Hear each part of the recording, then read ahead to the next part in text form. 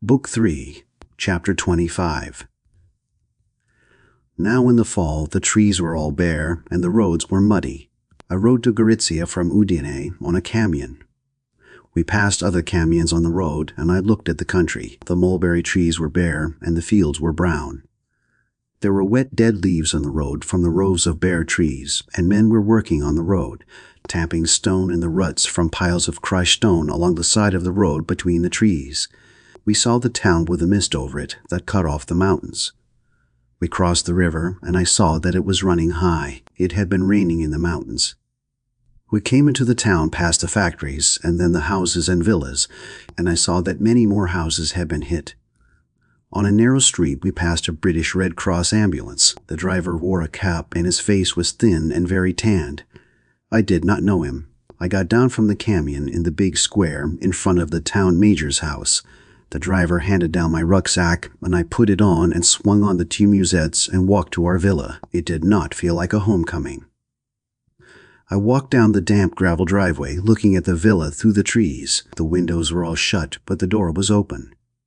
I went in and found the major sitting at a table in the bare room with maps and typed sheets of paper on the wall. "Hello," he said. "How are you?" He looked older and drier. "I'm good," I said. "How is everything?" "It's all over," he said. "Take off your kit and sit down." I put my pack and the two musettes on the floor and my cap on the pack.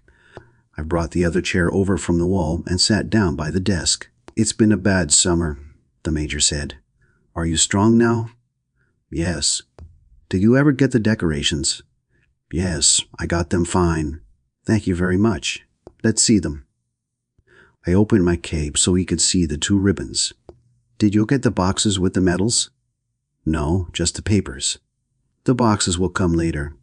That takes more time." "What do you want me to do?" "The cars are all away. There are 6 up north at Caporetto. You know Caporetto?" "Yes," I said. I remembered it as a little white town with a campanile in a valley. It was a clean little town, and there was a fine fountain in the square. They are working from there. There are many sick now. The fighting is over. Where are the others? There are 2 up in the mountains and 4 still in the Bensizza. The other 2 ambulance sections are in the Corso with the Third Army. What do you wish me to do? You can go and take over the 4 cars on the Bensizza if you like. Gino has been up there a long time. You haven't seen it up there, have you? No.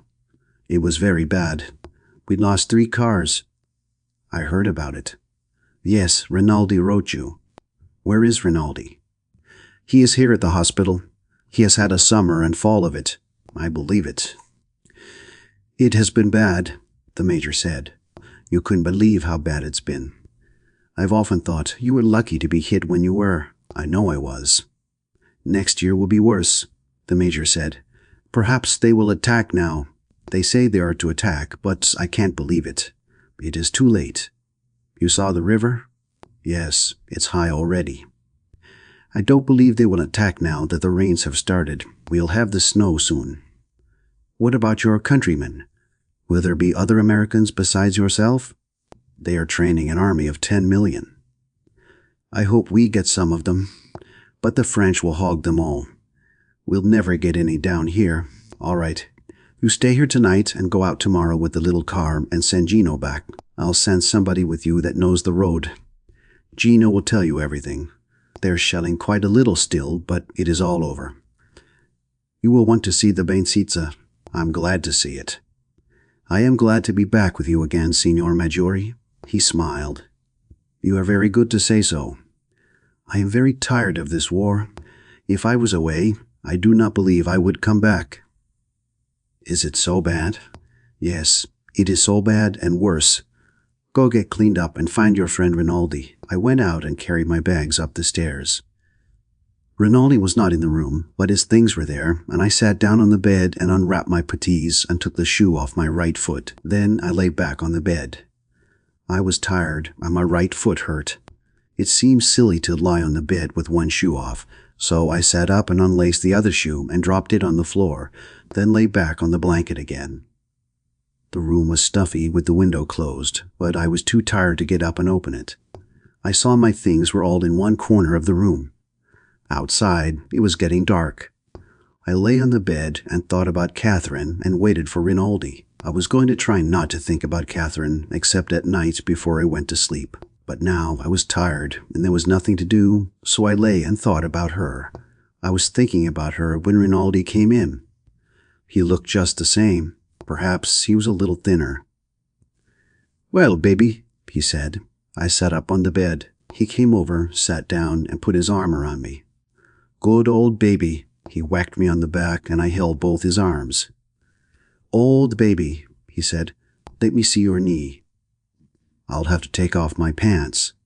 "Take off your pants, baby. We're all friends here. I want to see what kind of a job they did."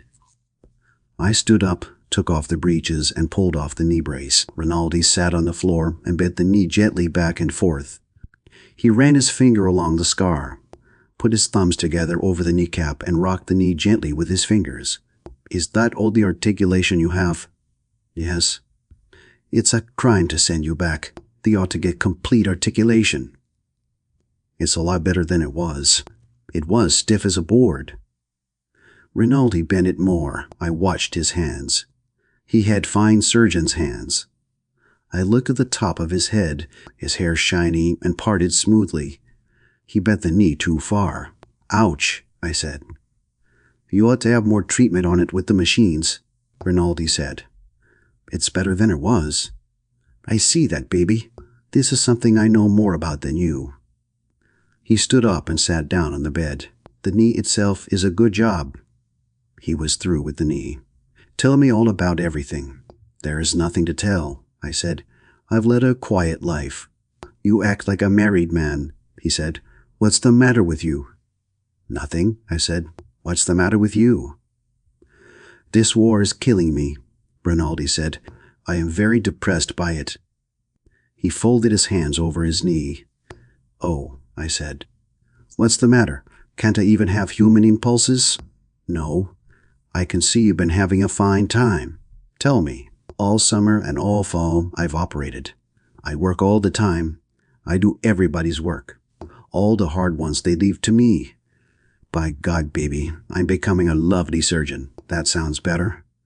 I never think. No, by God, I don't think. I operate." "That's right." "But now, baby, it's all over.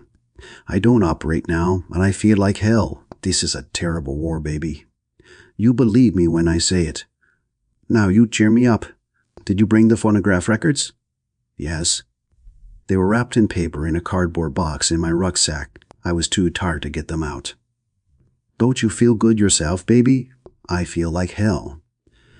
"This war is terrible," Rinaldi said. "Come on. We'll both get drunk and be cheerful. Then we'll go get the ashes dragged. Then we'll feel fine." "I've had the jaundice," I said, "and I can't get drunk. Oh, baby, how you've come back to me. You come back serious and with a liver. I tell you, this war is a bad thing. Why did we make it anyway? We'll have a drink. I don't want to get drunk, but we'll have a drink." Rinaldi went across the room to the washstand and brought back 2 glasses and a bottle of cognac. "It's Austrian cognac," he said. 7 stars. It's all they captured on San Gabriel." "Were you up there?" "No, I haven't been anywhere. I've been here all the time operating. Look, baby, this is your old toothbrushing glass. I kept it all the time to remind me of you. To remind you to brush your teeth."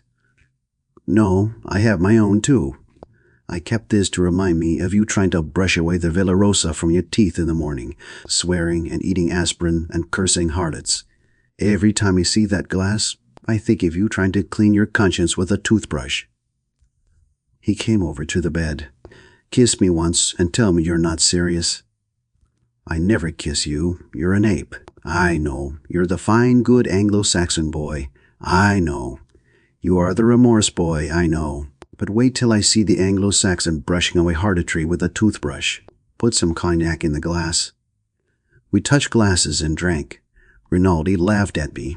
"I will get you drunk and take out your liver and put you in a good Italian liver and make you a man again." I held the glass for some more cognac. It was dark outside now. Holding the glass of cognac, I went over and opened the window. The rain had stopped falling. It was colder outside, and there was a mist in the trees. "Don't throw the cognac out the window," Rinaldi said. "If you can't drink it, give it to me. Go something yourself," I said. I was glad to see Rinaldi again. He had spent 2 years teasing me, and I had always liked it. We understood each other very well. "Are you married?" he asked from the bed. I was standing against the wall by the window. "Not yet." "Are you in love?" "Yes." "With that English girl?" "Yes." "Poor baby. Is she good to you?" "Of course." "I mean, is she good to you practically speaking?" "Shut up." "I will. You will see I am a man of extreme delicacy." "Does she?" "Renan," I said, "please shut up. If you want to be my friend, shut up." "I don't want to be your friend, baby. I am your friend." "Then shut up." "All right." I went over to the bed and sat down beside Rinaldi. He was holding his glass and looking at the floor. "You see how it is, Renan?" "Ah, yes. All my life I encounter sacred subjects, but very few with you. I suppose you must have them too." He looked at the floor. "You haven't any?" "No." "Not any?" "No. I can say this about your mother and that about your sister, and that about your sister," Rinaldi said swiftly. We both laughed. "The old Superman," I said. "I am jealous, maybe," Rinaldi said. "No, you're not." "I don't mean like that. I mean something else. Have you any married friends?" "Yes," I said. "I haven't," Rinaldi said. "Not if they love each other." "Why not?" "They don't like me." "Why not?" "I am the snake. I am the snake of reason." "You're getting it mixed. The apple was reason. No, it was the snake." He was more cheerful. "You are better when you don't think so deeply," I said. "I love you, baby," he said. "You puncture me when I become a great Italian thinker. But I know many things I can't say. I know more than you." "Yes, you do." "But you will have a better time. Even with remorse, you will have a better time." "I don't think so." "Oh, yes, that is true. Already I am only happy when I am working." He looked at the floor again. "You'll get over that." "No, I only like 2 other things. One is bad for my work, and the other is over in half an hour or 15 minutes. Sometimes less. Sometimes a good deal less. Perhaps I have improved, baby. You do not know. But there are only 2 things and my work. You'll get other things." "No, we never get anything. We are born with all we have, and we never learn. We never get anything new. We all start complete. You should be glad not to be a Latin. There's no such thing as a Latin. That is Latin thinking. You are so proud of your defects." Rinaldi looked up and laughed. "We'll stop, baby. I am tired from thinking so much." He had looked tired when he came in. "It's nearly time to eat. I'm glad you're back. You're my best friend and my war brother." "When do the war brothers eat?" I asked. "Right away. We'll drink once more for your liver's sake." "Like St. Paul." "You are inaccurate. That was wine and the stomach. Take a little wine for your stomach's sake." "Whatever you have in the bottle," I said, "for any sake you mention." "To your girl," Rinaldi said. He held out his glass. "All right. I'll never say a dirty thing about her. Don't strain yourself." He drank off the cognac. "I am pure," he said. "I am like you, baby. I will get an English girl too. As a matter of fact, I knew your girl first, but she was a little tall for me. 'A tall girl for a sister,'" he quoted. "You have a lovely pure mind," I said. "Haven't I? That's why they call me Rinaldo Purissimo." "Rinaldo Sporkissimo." "Come on, baby. We'll go down to eat while my mind is still pure." I washed, combed my hair, and we went down the stairs. Rinaldi was a little drunk. In the room where we ate, the meal was not quite ready. "I'll go get the bottle," Rinaldi said. He went off up the stairs. I sat at the table, and he came back with the bottle and poured us each a half tumbler of cognac. "Too much," I said, and held up the glass and cidered at the lamp on the table, not for an empty stomach. It's a wonderful thing. It burns out the stomach completely. Nothing is worse for you. All right. Self-destruction day by day, Rinaldi said. It ruins the stomach and makes the hand shake. Just the thing for a surgeon. You recommend it? Heartily. I see no other. Drink it down, baby, and look forward to being sick. I drank half the glass. In the hall, I could hear the orderly calling, "Soup, soup is ready." The major came in, nodded to us, and sat down. He seemed very small at table. "Is this all we are?" he asked. The orderly put the soup bowl down, and he ladled out a plateful. "We are all," Rinaldi said, "unless the priest comes. If he knew Federico was here, he would be here. Where is he?" I asked. "He's at 307, the major said. He was busy with his soup. He wiped his mouth, wiping his upturned gray mustache carefully. "He will come, I think. I called them and left word to tell him you were here." "I missed the noise of the mess," I said. "Yes, it's quiet," the major said. "It will be noisy," said Rinaldi. "Drink some wine, Enrico," said the major. He filled my glass. The spaghetti came in, and we were all busy. We were finishing the spaghetti when the priest came in. He was the same as ever, small and brown and compact-looking. I stood up and we shook hands. He put his hand on my shoulder. "I came as soon as I heard," he said. "Sit down," the major said. "You are late." "Good evening, priest," Rinaldi said, using the English word. They'd taken that up from the priest-baiting captain, who spoke a little English. "Good evening, Rinaldo," the priest said. The orderly brought him soup, but he said he would start with the spaghetti. "How are you?" he asked me. "Fine," I said. "How have things been?" "Drink some wine, priest," Rinaldi said. "Take a little wine for your stomach's sake. That's St. Paul, you know." "Yes, I know," said the priest politely. Rinaldi filled his glass.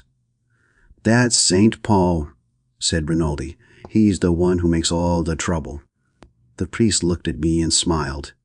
I could see that the baiting did not touch him now. "That's St. Paul," Rinaldi said. "He was a rounder and a chaser, and then, when he was no longer hot, he said he was no good. When he was finished, he made the rules for us who are still hot. Isn't it true, Federico?" The major smiled. We were eating meat stew now. "I never discuss a saint after dark," I said. The priest looked up from the stew and smiled at me. "There he is, gone over with the priest," Rinaldi said. "Where are all the good old priest-baiters? Where's Cavalcanti? Where's Brundi? Where's Cesare? Do I have to bait this priest on loan without support?" "He is a good priest," said the major. "He is a good priest," said Rinaldi. "But still a priest. I tried to make the mess like the old days.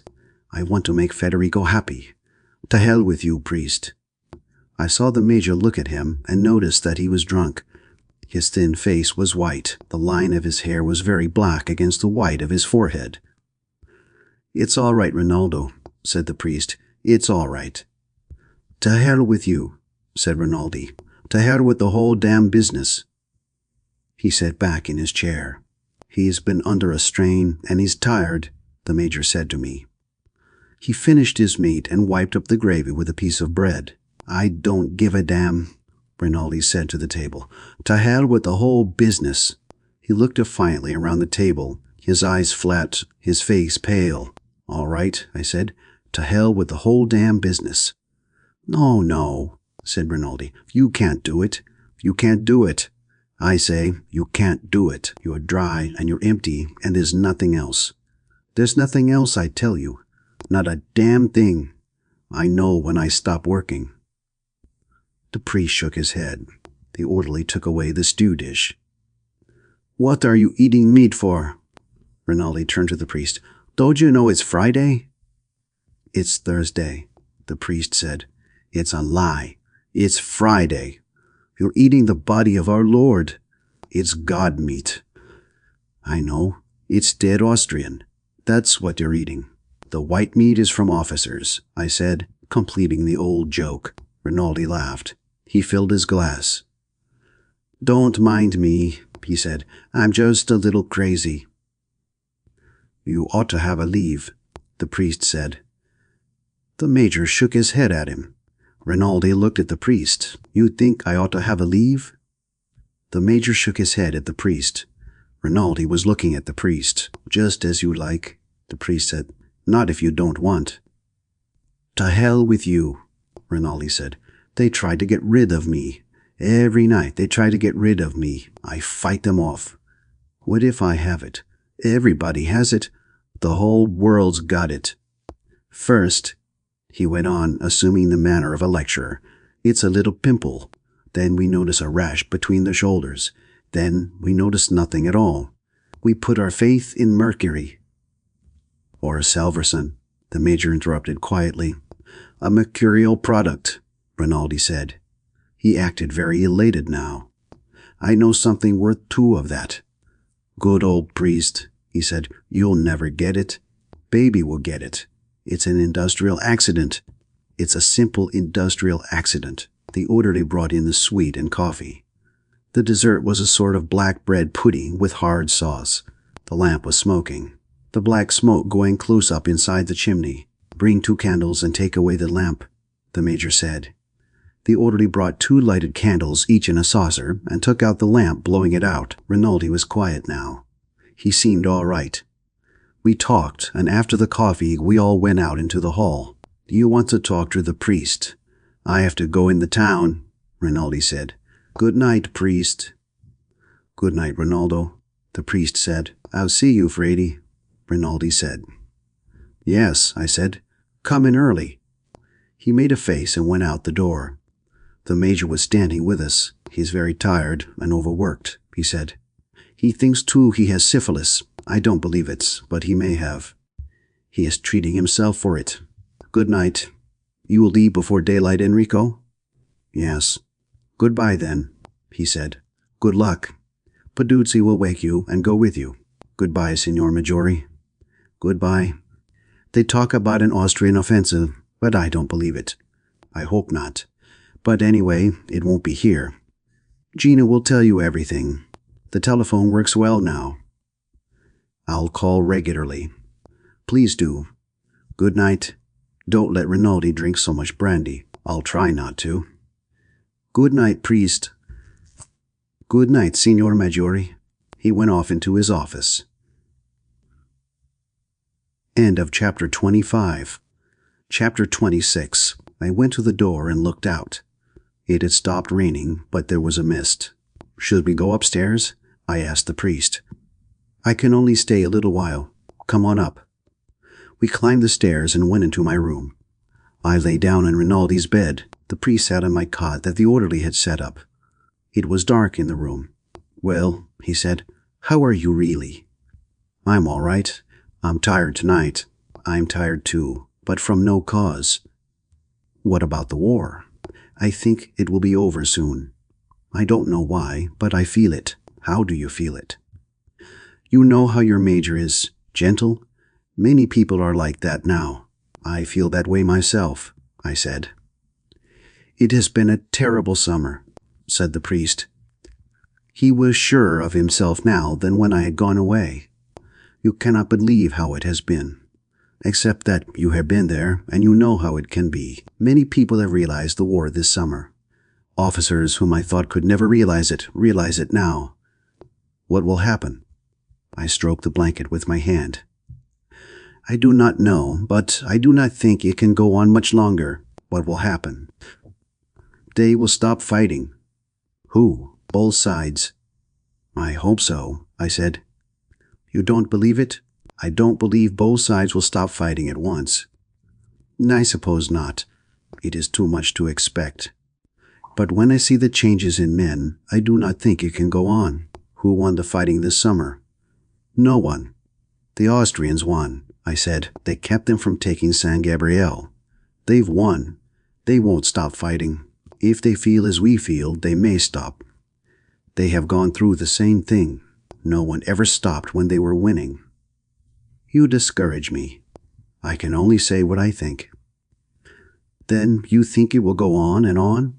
Nothing will ever happen? I don't know. I only think the Austrians will not stop when they have won a victory. It is in defeat that we become Christian. The Austrians are Christians, except for the Bosnians. I don't mean technically Christian. I mean like our Lord." He said nothing. We are all gentler now because we are beaten. How would our Lord have been if Peter had rescued him in the garden? He would have been just the same. "I don't think so," I said. "You discourage me," he said. "I believe and I pray that something will happen. I have felt it very close." "Something may happen," I said, "but it will happen only to us. If they felt the way we do, it would be all right, but they have beaten us. They feel another way." "Many of the soldiers have always felt this way. It is not because they were beaten. They were beaten to start with. They were beaten when they took them from their farms and put them in the army. That is why the peasant has wisdom, because he is defeated from the start. Put him in power and see how wise he is." He did not say anything. He was thinking. "Now I am depressed myself," I said. "That's why I never think about these things. I never think, and yet when I begin to talk, I say the things I found out in my mind without thinking. I had hoped for something. Defeat? No, something more. There isn't anything more, except victory. It may be worse. I hoped for a long time for victory.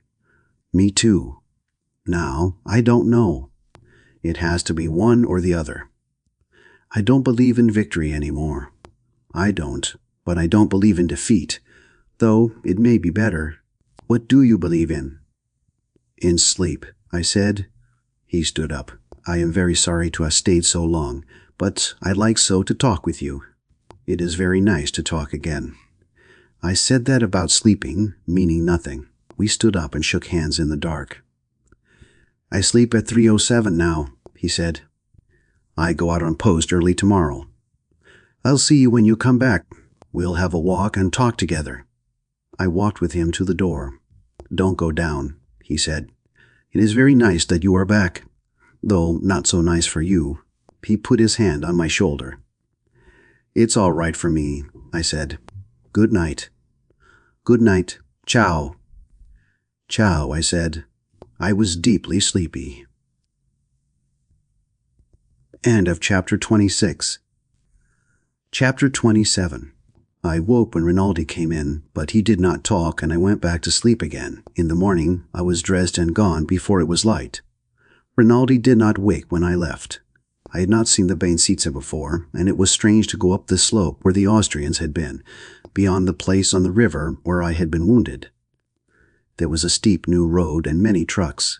Beyond, the road flattened out, and I saw woods and steep hills in the mist. There were woods that had been taken quickly and not smashed.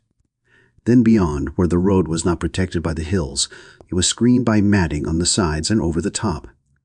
The road ended in a wrecked village. The lines were up beyond. There was much artillery around. The houses were badly smashed, but things were very well organized, and there were signboards everywhere. We found Gino, and he got us some coffee, and later I went with him and met various people and saw the posts. Gino said the British cars were working further down the Bainsizza at Rana. He had great admiration for the British. There was still a certain amount of shelling, he said, but not many wounded. There would be many sick, now the rains had started. The Austrians were supposed to attack, but he did not believe it. We were supposed to attack too, but they had not brought up any new troops, so he thought that was off too. Food was scarce, and he would be glad to get a full meal in Gorizia. What kind of supper had I had? I told him, and he said that would be wonderful. He was especially impressed by the dolce. I did not describe it in detail, only said it was a dolce, and I think he believed it was something more elaborate than bread pudding. Did I know where he was going to go? I said I didn't, but that some of the other cars were at Caporetto. He hoped he would go up that way. It was a nice little place, and he liked the high mountain hauling up beyond. He was a nice boy, and everyone seemed to like him.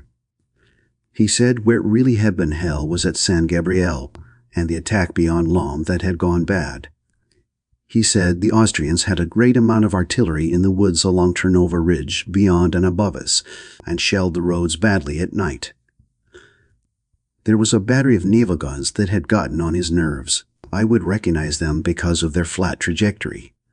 You heard the report, and then the shriek commenced almost instantly. They usually fired 2 guns at once, one right after the other, and the fragments from the burst were enormous. He showed me one, a smoothly jagged piece of metal over a foot long. It looked like babbiting metal. "I don't suppose they are so effective," Gino said, "but they scare me. They all sound as though they come directly for you. There is the boom, then instantly the shriek and burst. What's the use of not being wounded if they scare you to death?" He said there were Croats in the lines opposite us now, and some Magyars. Our troops were still in the attacking positions. There was no wire to speak of, and no place to fall back to if there should be an Austrian attack. There were fine positions for defense along the low mountains that came up out of the plateau, but nothing had been done about organizing them for defense. What did I think about the Bainsitsa anyway? I had expected it to be flatter, more like a plateau. I had not realized it was so broken up. "Alto piano," Gino said, "but no piano." We went back to the cellar of the house where we lived. I said I thought a ridge that flattened out on top and had a little depth would be easier and more practical to hold than a succession of small mountains. It was no harder to attack up a mountain than on the level, I argued. "That depends on the mountains," he said. "Look at San Gabriel." "Yes," I said. "But where they had trouble was at the top where it was flat. They got up to the top easy enough." "Not so easy," he said. "Yes," I said, "but that was a special case, because it was a fortress rather than a mountain anyway. The Austrians had been fortifying it for years." I meant, tactically speaking, in a war where there was some movement, a succession of mountains were nothing to hold as a line, because it was too easy to turn them. You should have possible mobility, and a mountain is not very mobile. Also, people always overshoot downhill. If the flank were turned, the best men would be left on the highest mountains. I did not believe in a war in mountains. I had thought about it a lot, I said. You pinched off one mountain, and they pinched off another, but when something really started, everyone had to get down off the mountains. "What were you going to do if you had a mountain frontier?" he asked. I had not worked that out yet, I said, and we both laughed. "But," I said, "in the old days, the Austrians were always whipped in the quadrilateral around Verona. They let them come down onto the plain and whipped them there." "Yes," said Gino, "but those were Frenchmen, and you can work out military problems clearly when you are fighting in somebody else's country." "Yes," I agreed. "When it is your own country, you cannot use it so scientifically. The Russians did to trap Napoleon." "Yes, but they had plenty of country. If you tried to retreat to trap Napoleon in Italy, you would find yourself in Brindisi, a terrible place," said Gino. "Have you ever been there?" "Not to stay. I am a patriot," Gino said, "but I cannot love Brindisi or Toronto." "Do you love the Bainsitsa?" I asked. "The soil is sacred," he said, "but I wish it grew more potatoes. You know, when we came here, we found fields of potatoes the Austrians had planted. Has the food really been short?" "I myself have never had enough to eat, but I am a big eater and I have not starved. The mess is average. The regiments in the line get pretty good food, but those in support don't get so much. Something is wrong somewhere. There should be plenty of food." "The dogfish are selling it somewhere else." "Yes, they give the battalions in the front line as much as they can, but the ones in back are very short. They have eaten all the Austrians' potatoes and chestnuts from the woods. They ought to feed them better. We are big eaters. I am sure there is plenty of food. It is very bad for the soldiers to be short of food. Have you ever noticed the difference it makes in the way you think?" "Yes," I said. "It can't win a war, but it can lose one." "We won't talk about losing. There is enough talk about losing. What has been done this summer cannot have been done in vain." I did not say anything. I was always embarrassed by the words sacred, glorious, and sacrifice, and the expression in vain. We had heard them, sometimes standing in the rain almost out of earshot, so that only the shouted words came through, and had read them on proclamations that were slapped up by bill posters over other proclamations now for a long time, and I had seen nothing sacred. And the things that were glorious had no glory, and the sacrifices were like the stockyards at Chicago, if nothing was done with the meat except to bury it. There were many words that you could not stand to hear, and finally only the names of places had dignity. Certain numbers were the same way, and certain dates, and these with the names of the places were all you could say and have them mean anything. Abstract words such as glory, honor, courage, or hallow were obscene beside the concrete names of villages, the numbers of roads, the names of rivers, the numbers of regiments, and the dates. Gino was a patriot, so he said things that separated us sometimes, but he was also a fine boy, and I understood his being a patriot. He was born one. He left with Peduzzi in the car to go back to Gorizia. It stormed all that day. The wind drove down the rain, and everywhere there was standing water and mud. The plaster of the broken houses was gray and wet. Late in the afternoon, the rain stopped, and from out number 2 post, I saw the bare, wet autumn country with clouds over the tops of the hills and the straw screening over the roads wet and dripping. The sun came out once before it went down and shone on the bare woods beyond the ridge. There were many Austrian guns in the woods on that ridge, but only a few fired. I watched the sudden round puffs of shrapnel smoke in the sky above a broken farmhouse near where the line was, soft puffs with a yellow-white flash in the center. You saw the flash, then heard the crack, then saw the smoke ball distort and thin in the wind. There were many iron shrapnel balls in the rubble of the houses and on the road beside the broken house where the post was, but they did not shell near the post that afternoon. We loaded 2 cars and drove down the road that was screened with wet mats, and the last of the sun came through in the breaks between the strips of mattings. Before we were out on the clear road behind the hill, the sun was down. We went on down the clear road, and as it turned a corner into the open and went into the square arched tunnel of matting, the rain started again.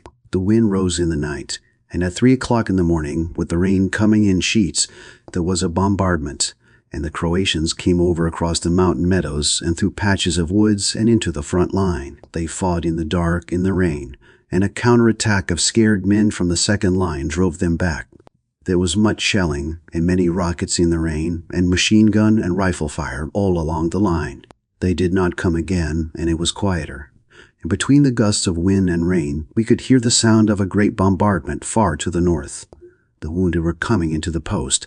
Some were carried on stretchers, some walking, and some were brought on the backs of men that came across the field. They were wet to the skin, and all were scared. We filled 2 cars with stretcher cases as they came up from the cellar of the post, and as I shut the door of the second car and fastened it, I felt the rain on my face turn to snow. The flakes were coming heavy and fast in the rain. When daylight came, the storm was still blowing, but the snow had stopped. It had melted as it fell on the wet ground, and now it was raining again. There was another attack just after daylight, but it was unsuccessful. We expected an attack all day, but it did not come until the sun was going down. The bombardment started to the south, below the long wooded ridge where the Austrian guns were concentrated. We expected a bombardment, but it did not come. It was getting dark. Guns were firing from the field behind the village, and the shells, going away, had a comfortable sound. We heard that the attack to the south had been unsuccessful. They did not attack that night, but we heard that they had broken through to the north. In the night, word came that we were to prepare to retreat. The captain at the post told me this. He had it from the brigade. A little while later, he came from the telephone and said it was a lie. The brigade had received orders that the line of the Brainsitsa should be held no matter what happened.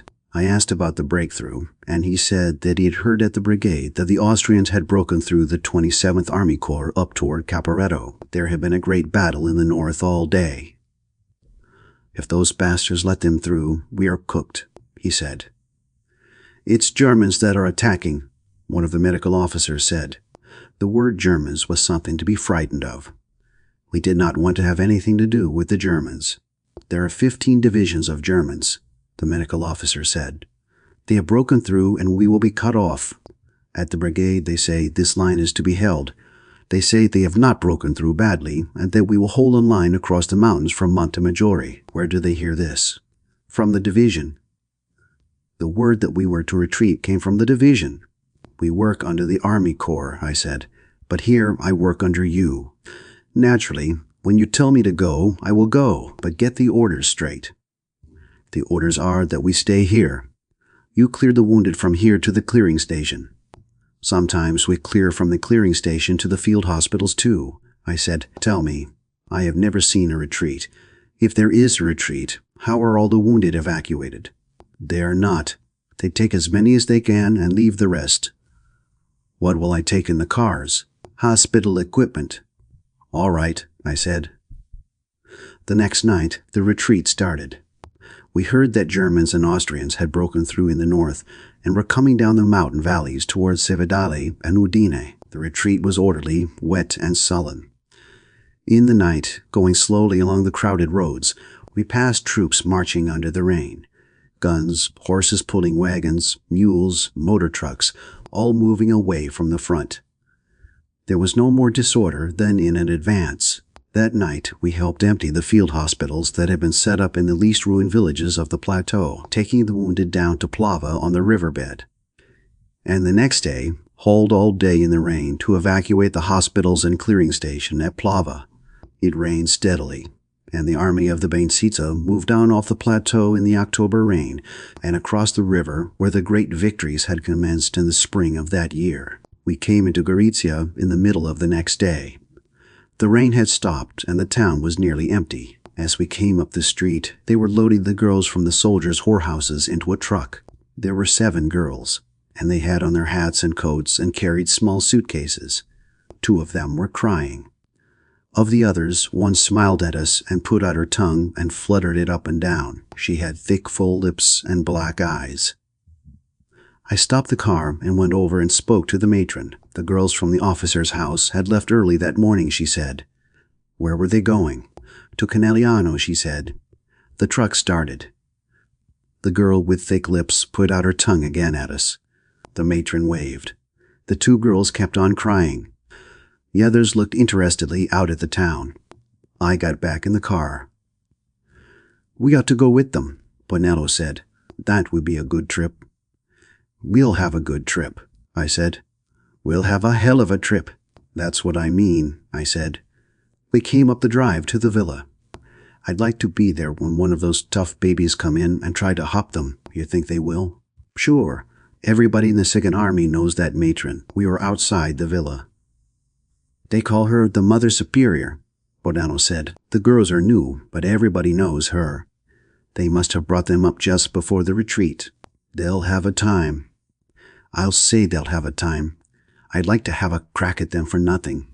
They charge too much at that house anyway. The government gyps us. Take the car out and have the mechanics go over it, I said. Change the oil and check the differential. Fill it up and then get some sleep. Yes, Signor Tenente. The village was empty. Rinaldi was gone with the hospital. The major was gone taking hospital personnel in the staff car. There was a note on the window for me to fill the cars with the material piled in the hall and to proceed to Pordenone. The mechanics were gone already. I went out back to the garage. The other 2 cars came in while I was there, and their drivers got down. It was starting to rain again. I'm so blank sleepy, I went to sleep 3 times coming here from Plava, Piani said. What are we going to do, Tenente? We'll change the oil, grease them, fill them up, then take them around in front and load up the junk they've left. Then do we start? No, we'll sleep for 3 hours. Christ, I'm glad to sleep, Bonello said. I couldn't keep awake driving. How's your car, Emo? I asked. It's all right. Give me a monkey suit, and I'll help you with the oil. Don't you do that, Tenente, Pemo said. It's nothing to do. You go and pack your things. My things are all packed, I said. I'll go and carry out the stuff that they left for us. Bring the cars around as soon as they're ready. They brought the cars around to the front of the villa, and we loaded them with the hospital equipment which was piled in the hallway. When it was all in, the 3 cars stood in line down the driveway under the trees in the rain. We went inside. Make a fire in the kitchen and dry your things, I said. I don't care about dry things, Piani said. I want to sleep. I'm going to sleep in the major's bed, Bornello said. I'm going to sleep where the old man corks off. I don't care where I sleep, Piani said. There are 2 beds in here. I opened the door. I never knew what was in that room. Bonello said. That was old Fish Face's room, Piani said. You two sleep in there, I said. I'll wake you. The Austrians will wake us if you sleep too long, Tenente, Bonello said. I won't oversleep, I said. Where's Amo? He went out in the kitchen. Get to sleep, I said. I'll sleep, Piani said. I've been asleep sitting up all day. The whole top of my head kept coming down over my eyes. Take your boots off, Bonello said. That's old Fish Face's bed. Fish Face is nothing to me. Piani lay on the bed, his muddy boots straight out, his head on his arm. I went out to the kitchen. Amo had a fire in the stove and a kettle of water on. I thought I'd start some pasta asciutta, he said. We'll be hungry when we wake up. Are you sleepy, Bartolomeo? Not so sleepy. When the water boils, I'll leave it. The fire will go down. You'd better get some sleep, I said. We can eat cheese and monkey meat. This is better, he said. Something hot will be good for those two anarchists. You go to sleep, Tenente. There's a bed in the Major's room. You sleep there. No, I'm going up to my old room. Do you want a drink, Bartolomeo? When we go, Tenente. Now it wouldn't do me any good. If you wake in 3 hours and I haven't called you, wake me, will you? I haven't any watch, Tenente. There's a clock on the wall in the Major's room. All right. I went out then, through the dining room and the hall, and up the marble stairs to the room where I lived with Rinaldi. It was raining outside. I went to the window and looked out. It was getting dark, and I saw the 3 cars standing in line under the trees. The trees were dripping in the rain. It was cold, and the drops hung to the branches. I went back to Rinaldi's bed and lay down and let sleep take me. We ate in the kitchen before we started. Amo had a basin of spaghetti with onions and tinned meat chopped up in it. We sat around the table and drank 2 bottles of the wine that had been left in the cellar of the villa. It was dark outside and still raining. Piani sat at the table very sleepy. I'd like a retreat better than an advance, Bonello said. On a retreat, we drink Barbera. We drink it now. Tomorrow, maybe we drink rainwater. Amo said. Tomorrow we'll be in Udine. We'll drink champagne. That's where the slackers live. Wake up, Piani. We'll drink champagne tomorrow in Udine. I'm awake, Piani said. He filled his plate with the spaghetti and meat. Couldn't you find tomato sauce, Barto? There wasn't any, Amo said. We'll drink champagne in Udine, Bonello said. He filled his glass with a clear red Barbera. We may drink blank blank before Udine, Piani said. Have you eaten enough, Tenente? Amo asked. I've got plenty. Give me the bottle, Bartolomeo. I have a bottle apiece to take in the cars, Amo said. Did you sleep at all? I don't need my sleep. I slept a little. Tomorrow we'll sleep in the king's bed, Bonello said. He was feeling very good. Tomorrow maybe we'll sleep in blank blank, Piani said. I'll sleep with the queen, Bonello said. He looked to see how I took the joke. You'll sleep with blank blank, Piani said sleepily. That's treason, Tenente, Bonello said. Isn't that treason? Shut up, I said. You get too funny with a little wine. Outside, it was raining hard. I looked at my watch. It was 9:30. It's time to roll, I said, and stood up. Who are you going to ride with, Tenente? Bonello asked. With Amo. Then you come, then Piani. We'll start out on the road for Cormans. I'm afraid I'll go to sleep, Piani said. All right, I'll ride with you. Then Bonello, then Amo. That's the best way, Piani said, because I'm so sleepy. I'll drive and you sleep a while. No, I can drive just so long as I know somebody will wake me up if I go to sleep. I'll wake you up. Put out the lights, Bardo. You might as well leave them, Bonello said. We've got no more use for this place. I have a small locker trunk in my room, I said. Will you help take it down, Piani? We'll take it, Piani said. Come on, Aldo. He went off into the hall with Bonello. I heard them going upstairs. This was a very fine place, Bartolomeo Amo said. He put 2 bottles of wine and half a cheese into his haversack. There won't be a place like this again. Where will they retreat to, Tenente? Beyond the Tagliamento, they say. The hospital and the sector are to be at Pordenone. This is a better town than Pordenone. I don't know Pordenone, I said. I've just been through there. It's not much of a place, Amo said. End of chapter 27. Chapter 28. As we moved out through the town, it was empty in the rain and the dark, except for columns of troops and guns that were going through the main street. There were many trucks, too, and some carts going through on other streets and converging on the main road. When we were out past the tanneries onto the main road, the troops, the motor trucks, the horse-drawn carts, and the guns were in one wide, slow-moving column. We moved slowly but steadily in the rain, the radiator cap of our car almost against the tailboard of a truck that was loaded high, the load covered with wet canvas. Then the truck stopped. The whole column was stopped. It started again, and we went a little farther, then stopped. I got out and walked ahead, going between the trucks and carts and under the wet necks of the horses. The block was farther ahead. I left the road, crossed the ditch on a footboard, and walked along the field beyond the ditch. I could see the stalled column between the trees in the rain as I went forward across from it in the field. I went about a mile. The column did not move, although on the other side beyond the stalled vehicles I could see the troops moving. I went back to the cars. This block might extend as far as Udine. Piani was asleep over the wheel. I climbed up beside him and went to sleep too. Several hours later, I heard the truck ahead of us grinding into gear. I woke Piani and we started, moving a few yards, then stopping, then going on again. It was still raining. The column stalled again in the night and did not start. I got down and went back to see Amo and Bonello. Bonello had 2 sergeants of engineers on the seat of his car with him. They stiffened when I came up. They were left to do something to a bridge, Bonello said. They can't find their unit, so I gave them a ride. With the Sir Lieutenant's permission. With permission, I said. The lieutenant is an American, Bonello said. He'll give anybody a ride. One of the sergeants smiled. The other asked Bonello if I was an Italian from North or South America. He's not an Italian. He's North American English. The sergeants were polite, but did not believe it. I left them and went back to Amo. He had 2 girls in the seat with him and was sitting back in the corner and smoking. Bardo, I said. He laughed. Talk to them, Tenente, he said. I can't understand them. Hey. He put his hand on the girl's thigh and squeezed it in a friendly way. The girl drew her shawl tight around her and pushed his hand away.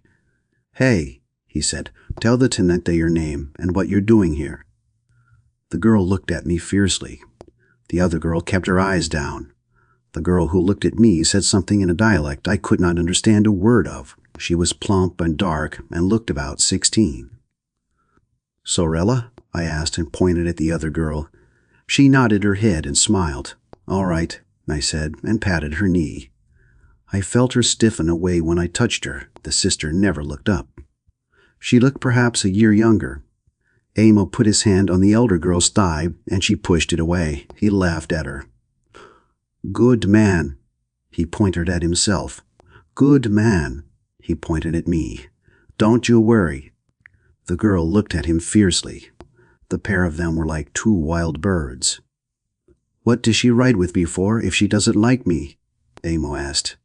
They got right up in the car the minute I motioned to them. He turned to the girl. Don't worry, he said. No danger of blank blank, using the vulgar word. No place for blank blank. I could see she understood the word, and that was all. Her eyes looked at him very scared. She pulled the shawl tight. Car all full, Amo said. No danger of blank blank. No place for blank blank. Every time he said the word, the girl stiffened a little. Then, sitting stiffly and looking at him, she began to cry. I saw her lips working, and then tears came down her plump cheeks. Her sister, not looking up, took her hand, and they sat there together. The older one, who had been so fierce, began to sob. I guess I scared her, Amo said. I didn't mean to scare her. Bartolomeo brought out his knapsack and cut off 2 pieces of cheese. Here, he said, stop crying. The older girl shook her head and still cried, but the younger girl took the cheese and commenced to eat. After a while, the younger girl gave her sister the second piece of cheese, and they both ate. The older sister still sobbed a little. "She'll be all right after a while," Amos said. An idea came to him. "Virgin?" he asked the girl next to him. She nodded her head vigorously. "Virgin too?" He pointed to the sister. Both the girls nodded their heads, and the elder said something in dialect. "That's all right." Bartolomeo said, "That's all right." Both the girls seemed cheered. I left them sitting together with Amos sitting back in the corner and went back to Piani's car. The column of vehicles did not move, but the troops kept passing alongside. It was still raining hard, and I thought some of the stops in the movement of the column might be from cars with wet wiring. More likely, they were from horses or men going to sleep. Still, traffic could tie up in cities when everyone was awake. It was the combination of horse and motor vehicles. They did not help each other any. The peasants' carts did not help much either. Those were a couple of fine girls with Bardo. A retreat was no place for two virgins. Real virgins. Probably very religious. If there were no war, we would probably all be in bed. In bed, I lay me down my head, bed and board. Stiff as a board in bed. Catherine was in bed now between two sheets, over her and under her. Which side did she sleep on? Maybe she wasn't asleep. Maybe she was lying thinking about me. Blow, blow, ye western wind. Well, it blew, and it wasn't the small rain, but the big rain down that rained. It rained all night. You knew it rained down that rained. Look at it. Christ, that my love were in my arms, and I in my bed again. That my love Catherine. That my sweet love Catherine down might rain. Blow her again to me. Well, we were in it. Everyone was caught in it, and the small rain would not quiet it. Good night, Catherine, I said out loud. I hope you sleep well. If it's too uncomfortable, darling, lie on the other side, I said. I'll get you some cold water. In a little while, it will be morning, and then it won't be so bad. I'm sorry he makes you so uncomfortable. Try and go to sleep, sweet. I was asleep all the time, she said. You've been talking in your sleep. Are you all right? Are you really there? Of course I'm here. I wouldn't go away. This doesn't make any difference between us. You're so lovely and sweet. You wouldn't go away in the night, would you? Of course I wouldn't go away. I'm always here. I come whenever you want me. Blank, blank, Piani said. They've started again. It was dopey, I said. I looked at my watch. It was 3 o'clock in the morning. I reached back behind the seat for a bottle of the Barbera. You talked out loud, Piani said. I was having a dream in English, I said. The rain was slacking, and we were moving along.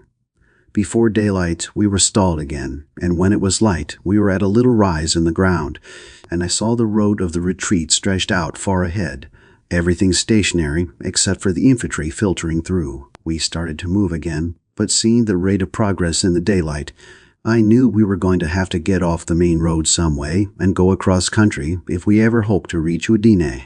In the night, many peasants had joined the column from the roads of the country, and in the column there were carts loaded with household goods. There were mirrors projecting up between mattresses, and chickens and ducks tied to carts.